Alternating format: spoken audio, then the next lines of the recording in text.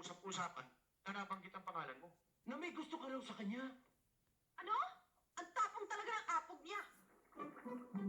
Chairman, kaya niya! Aba, tatay na. Oo nga, no? Wala akong tatay. Saan siya nagpunta? Nandun sa palengke. Ah, nagdidilihensya ng ulam sa palengke. Naku, hindi mo magagawa ng itay yun. May inaayos ng gulo doon. Sa palengke ka mo? Salamat po, Chairman. Sige.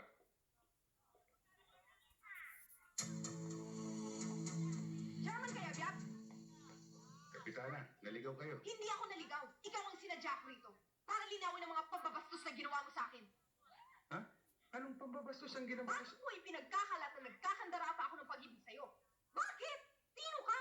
Ano ka? Akala mo siguro napakaganda mo lalaki para manoko ako sa'yo. Hoy, no way! Hindi ako yung tipong babaeng mababaliw sa'yo.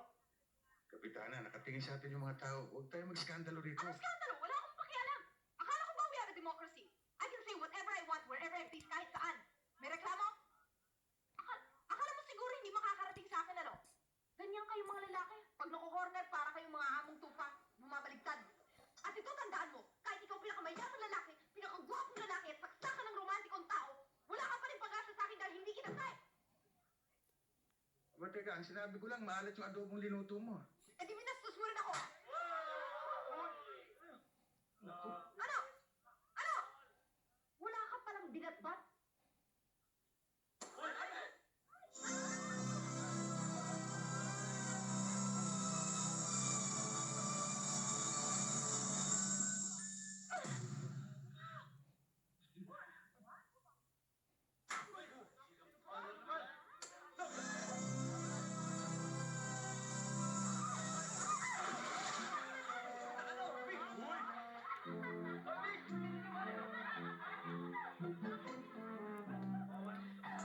Anong ginawa sa'yo? Si Chairman Gayabiak ng Pitong Gatang. Pinahiya ako tapos sinalikan ako sa harapan ng maraming tao. Walang yung chairman niya lang. Tatatatin ko Ay, niya. wala!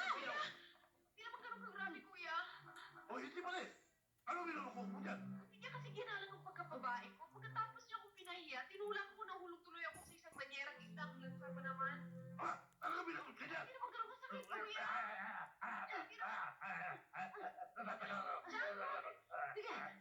Sige! Magtapang-tapangan ka! Kapag nakapatay ka ng tao, makukulong ka ng habang buhay! Jack, ilang taon ho ba yung habang buhay? Kung ano ang tagal ng buhay mo! Eh, Alam mo ba? Alam mo ba? ano? Kung ano yung pinakakain sa preso? Ano ka ho eh? Kinisang buhok at saka ulo na tuyo! Jack, eh di papayat ako. Ikaw naman, halik lamang pala eh. Nakukuha sa paligo yun. Eh kung tuwing magkikita kami, halikan ako ng halikan. Kami talagang dapat patayin yan. Ha?